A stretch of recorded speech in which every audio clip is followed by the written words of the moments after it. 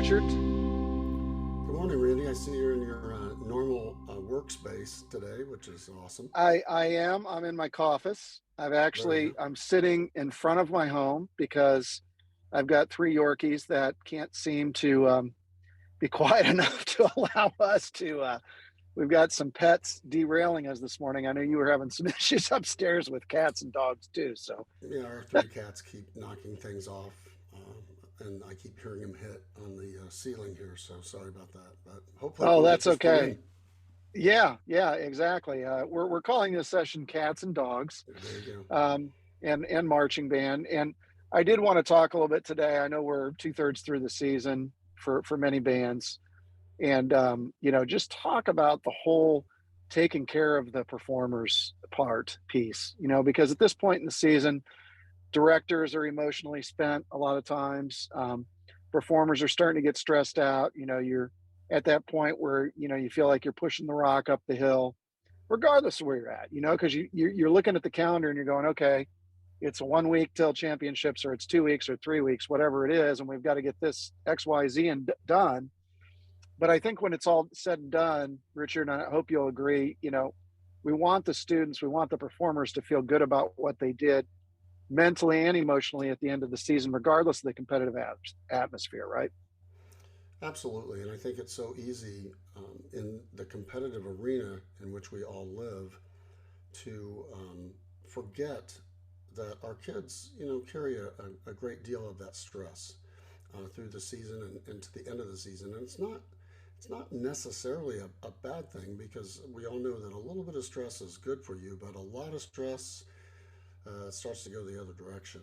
So, just a reminder to everyone out there that these kids are doing everything they can because they don't want to let directors down. They don't want to let staff members down because there's usually just a great connection and relationship between the students and the staff members and directors. And the kids are trying to do their very best, and sometimes they get stressed.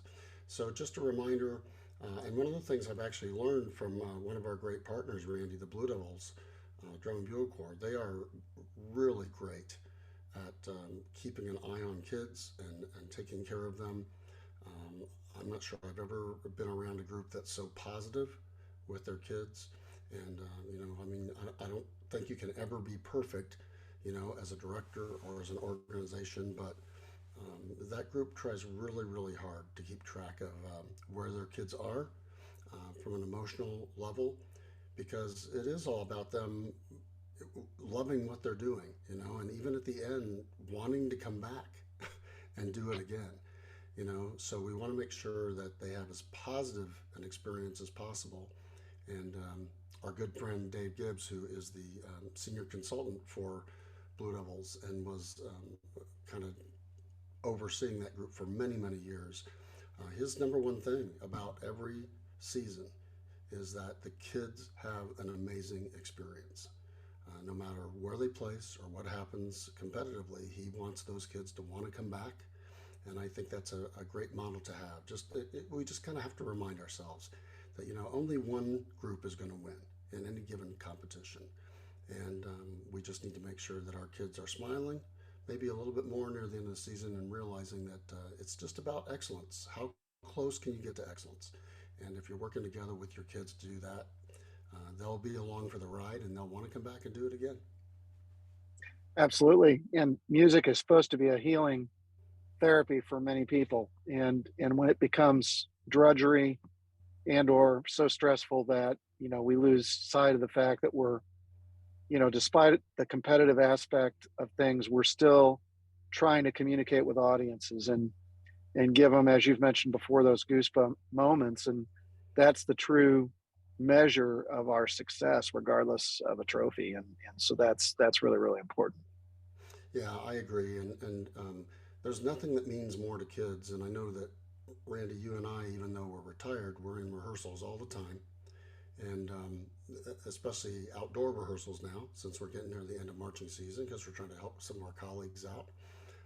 But nothing means more to those kids than a moment where the director says, "Great job out there."